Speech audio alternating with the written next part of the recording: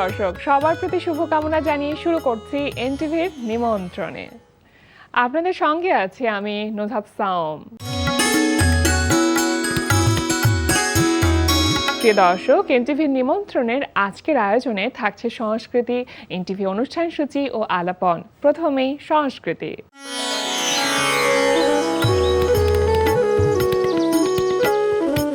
বাংলাদেশ শিল্পকলা একাডেমির experimental theatre হলে আজ সন্ধ্যা 7টায় মঞ্চায়িত হবে শব্দ নাট্য চর্চা কেন্দ্র প্রযোজিত নাটক পীর চানের পালা। বাংলাদেশ শিল্পকলা একাডেমির জাতীয় নাট্যশালা মিলনায়তনে আগামীকাল সন্ধ্যা 7টায় মঞ্চায়িত হবে নাট্য কেন্দ্র প্রযোজিত নাটক তীর্থযাত্রী। এবার এনটিভি অনুষ্ঠান সূচি। এবার জানিয়ে দিচ্ছি এনটিভির আজ রাতের বিশেষ বিশেষ অনুষ্ঠানগুলির সময়সূচি। সন্ধ্যা 6:15 থাকছে সমসাময়িক বিষয় নিয়ে অনুষ্ঠান সংলাপ প্রতিদিন।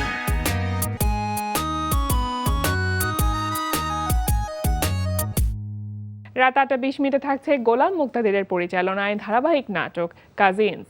নিজের চিকিৎসার টাকা ছেলের বিয়ের শর্তের উপরে টিকে আছে, এটা জানার পরে একটা মানুষ কি করে বাড়িতে থাকে বলো? আমাদের বড় চাচা ঘর ছেড়ে চলে গেছে, ক্যান্সারের পেশেন্ট, যে কোনো কিছু হতে পারে। ওই সময় আমাদের মাথা কারোই ঠিক ছিল না। তখন আমাদের কি করা উচিত ছিল? বাবাকে খোঁজো। হ্যাঁ, আর তুমি বাবাকে না খুঁজে একজন দোষীকে খুঁজতে ব্যস্ত হয়ে গিয়েছি। ভুল ভুল কোথায়? এই যে আমি যে রান্না শিখছি, হ্যাঁ সেগুলো অ্যাপ্লাই করব না? না, কেন? কারণ কাস্টমারদের জীবন অনেক মূল্যবান। রুশো, কি? তুই আমাকে অপমান করলি। না না, আমি রেস্টুরেন্টটাকে বাঁচাইলাম। রাত 11:30 সরাসরি সম্প্রচার হবে মোহাম্মদ নুরুজ্জামানের প্রযোজনায় সঙ্গীতানুষ্ঠান মিউজিক নাইট।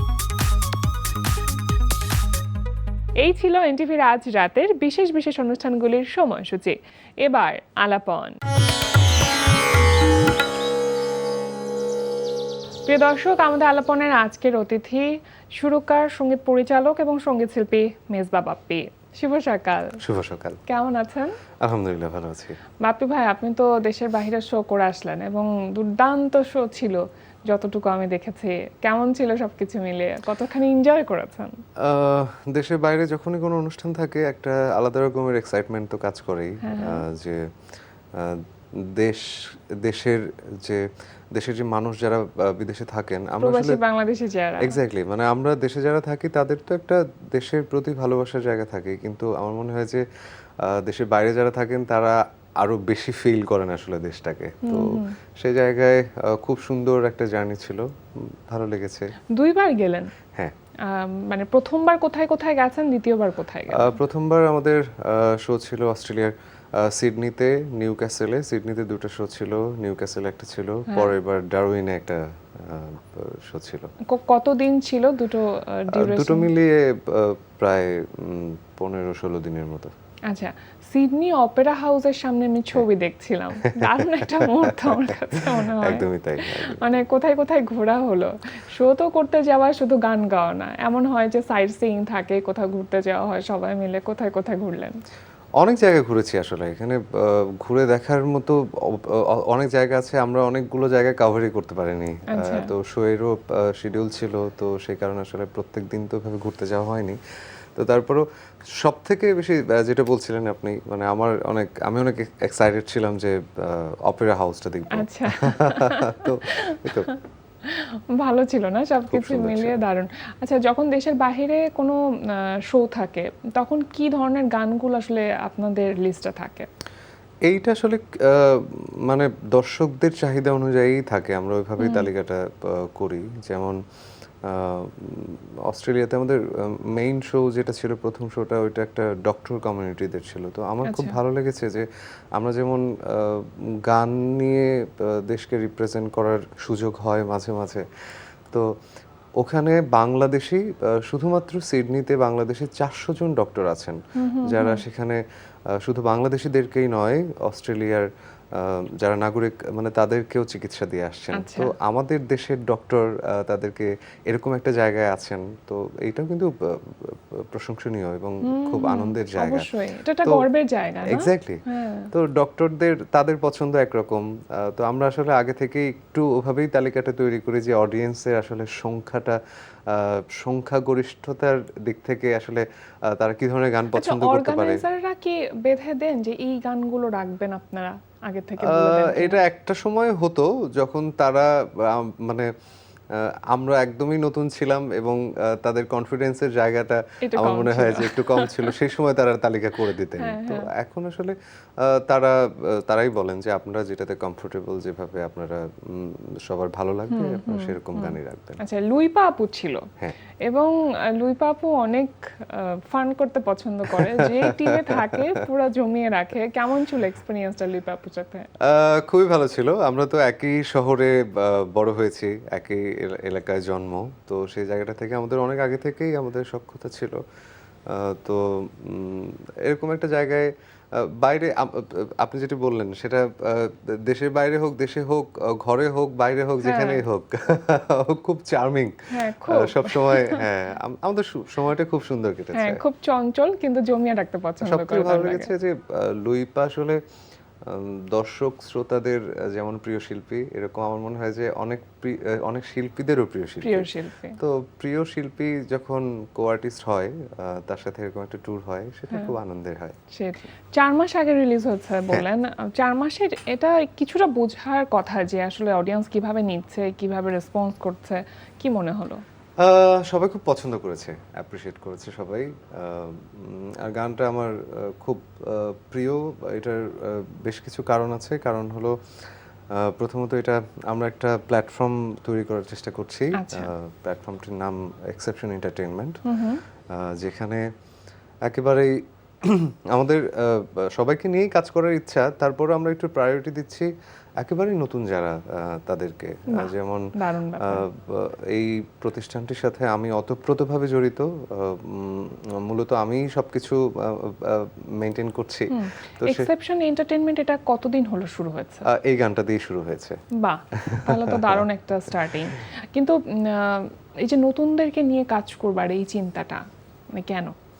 কারণটা হলো আমরা যারা আমার জন্ম একেবারে মফস্বল একটা জায়গায়, তো সেখান থেকে ঢাকায় যখন আসি, তো একটা ছেলে, আমি আমাকেই মনে করছি যে সেটা যে কেউ হতে পারে, একটা ছেলে যারা গান করছে, অনেকদিন ধরে শিখছে, তারা এসে আসলে প্রপার গাইডলাইনটা পায় না।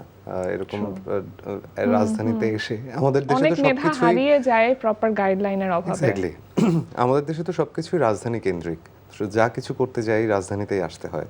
তো এখানে এত আলোর ভিড়ে আসলে একেবারে মফস্বলের ছেলেটা কিভাবে কি করবে, সঠিক রাস্তা খুঁজে পাওয়াটা এক্স্যাক্টলি, মুশকিল। নিজের প্রতিভা বিকাশের জায়গাটা আমরা তাদেরকে নিয়ে কাজ করতে চাই। আচ্ছা। তাদেরকে সুন্দর একটা রাস্তা তৈরি করে দিতে চাই। আচ্ছা, তাহলে নতুন শিল্পী নির্বাচন মানে কাকে দিয়ে গান গাওয়াবেন, কাকে নিয়ে আসলে কাজ করতে চান, কারণ এরকম শিল্পী তো প্রচুর আছে। এই ক্রাইটেরিয়াটা কি হবে? এইটা আমরাই খুঁজছি। অনেকে আমাদেরকে নকও করছেন। অলরেডি আমাদের 30 জনের একটা লিস্ট হয়ে গেছে যে তাদেরকে নিয়ে আমরা কাজ করতে চাই। মাঝে মাঝে আমরা আবার যারা খুব পরিচিত শিল্পী, যাদের গান সবাই শুনতে পছন্দ করেন, তাদের গানও রাখছি। সাথে সাথে আমরা প্রায়োরিটি দিচ্ছি তাদেরকে, একেবারে নতুনদেরকে। আচ্ছা, আর যে গানটি গাইলেন সেই গানের গল্পটা একটু জানবো, যে কতদিন আগে থেকে প্ল্যান করছিলেন যে এই গানটি নিয়ে, এবং গানটি লিখেছেন কে, তো কতদিন হলো সুর করলেন, কোথায় রেকর্ডিং হলো, বিস্তারিত জানি। আসলে আমাদের তানজিব স্যার আর আমার খুব ভালো বন্ধু। তো আমাদের প্ল্যান ছিল তানজিবের গানটা দিয়ে আমরা স্টার্ট করব। তো আনফরচুনেটলি গানটা আমরা রেডি করতে পারিনি ওই টাইমটার মধ্যে। তো এই গানটা আমরা কোনো একটা সময় আমি বানিয়ে রেখেছিলাম। এটা আমার স্ত্রীর লেখা। আচ্ছা, বাহ, দারুণ তো ব্যাপার। আমি শুরু করেছি। তো তারপর কিন্তু আমাদের ডেডলাইনটাও চলে আসছিল, মানে আমাদের শুরু করাটা খুব জরুরি ছিল তখন। তো তারপর আমরা মনে করলাম যে তাহলে যেহেতু আমার গানটা আছে, তাহলে আমার গানটা দিয়ে শুরু করা যেতে পারে। তারপরে তানজিবের এটা গানটা তৈরি রিলিজ করা হয়েছে। ছিল তার মানে গানটা? হ্যাঁ, গানটা তৈরি ছিল। আচ্ছা, হঠাৎ ফোক ফিউশন মানে ফোকের কিছুটা ধাঁচ আছে, মানে পুরোটা ফোক ফিউশন বলা যায় না, আধুনিক এবং ফোকের মাঝামাঝি কিছু একটা। কিন্তু এই যে আপনার নিজের জনরা থেকে একটু বেরিয়ে, আমরা তো আপনাকে মেলোডি কিং হিসেবে দেখেছি সবসময়, শুনেছি, তো সেই জায়গা থেকে বেরিয়ে একটু ডিফারেন্ট কিছু চেষ্টা করবার ইচ্ছাটা কেন হলো? ইচ্ছাটা আসলে আমাদের কোর জায়গাটা তো আসলে গ্রামই। আমার মনে হয় যে বাংলাদেশ বললেই সেই চিরসবুজ নদীমাতৃক দেশ, সেই চিত্রটা ভেসে ওঠে। এবং আমরা তো সবসময় শহুরে প্রেম নিয়ে আমরা সবসময় আলোচনা করি, বইয়ের পাতায় লিখি, গান করছি, নাটক বানাচ্ছি, সিনেমা বানাচ্ছি।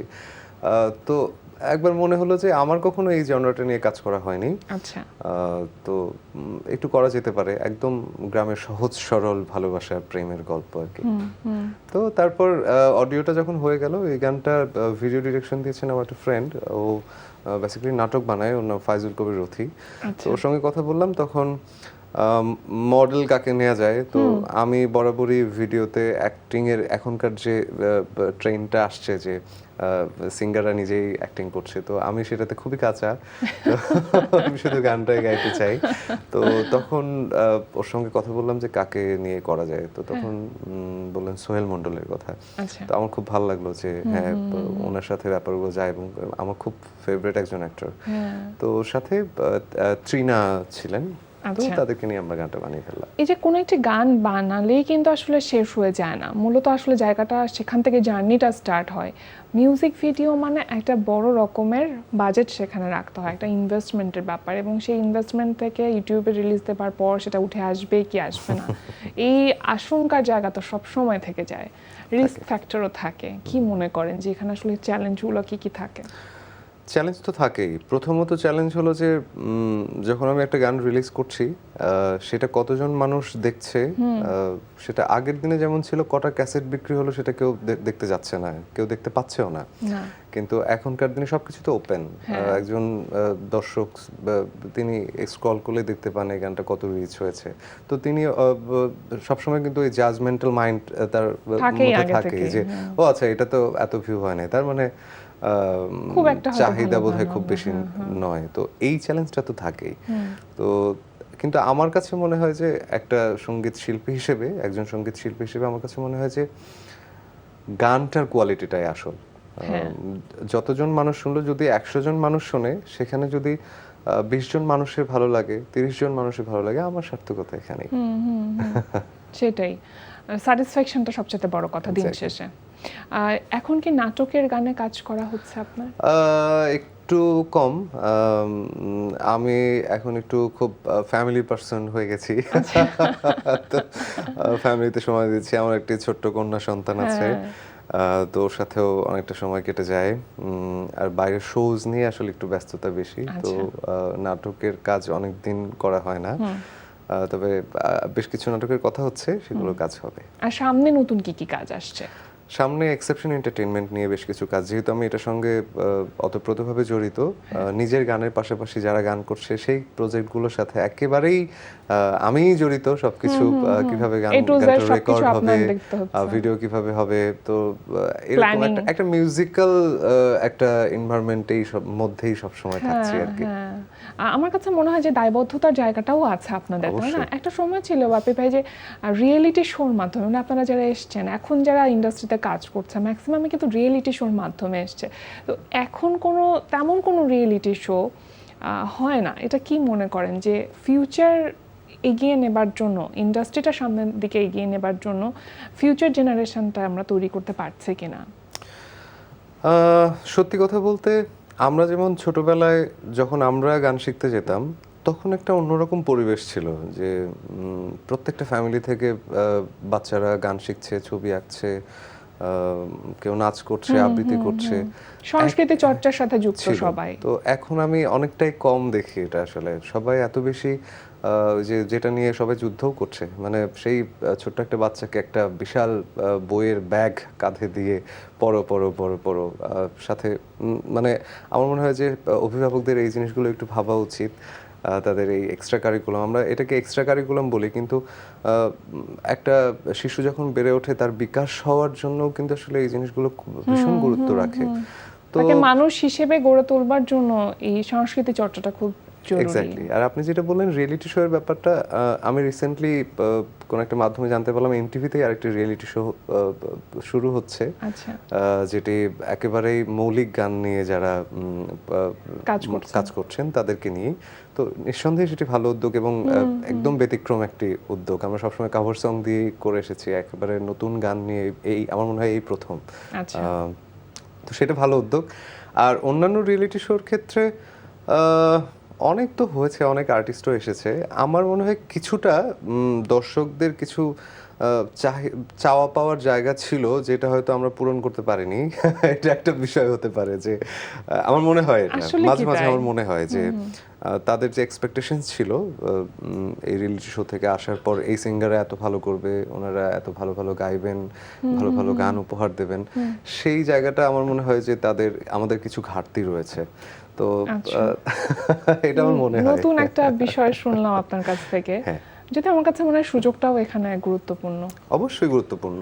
তো একজন আর্টিস্ট তো শুধু গান গাবে, তো আমাদের এখন অনেক কিছু করতে হয়। সবকিছু করতে হয়, A to Z, গান তৈরি থেকে সেটার মার্কেটিং পর্যন্ত। একদম একদম। Thank you so much Bappi ভাই, আজকে আমাদের আয়োজনকে সময় দেওয়ার জন্য। সবসময় খুব ভালো থাকবেন আপনি। আপনিও ভালো থাকবেন। এনটিভিকে অনেক অনেক ধন্যবাদ। প্রিয় দর্শক, আমরা চলে এসেছি অনুষ্ঠানের শেষ প্রান্তে। অনুষ্ঠান সম্পর্কে আপনার মতামত জানাতে মেইল করুন এনটিভির নিমন্ত্রণে @ntvbd.com। বিশ্বের যে কোনো প্রান্ত থেকে যে কোনো সময় এনটিভির নিমন্ত্রণে দেখতে ভিজিট করুন আমাদের পূর্ণাঙ্গ ওয়েব পোর্টাল www.ntvbd.com। এছাড়া এনটিভির সব জনপ্রিয় অনুষ্ঠান ও খবরের আপডেট পেতে ভিজিট করুন আমাদের ইউটিউব চ্যানেল ও ভেরিফাইড ফেসবুক পেজে। সবার মঙ্গল কামনায় আজকের মতো এখানেই শেষ করছি। সবাই ভালো থাকুন, সুস্থ থাকুন, সুন্দর হোক আপনার প্রতিটি মুহূর্ত।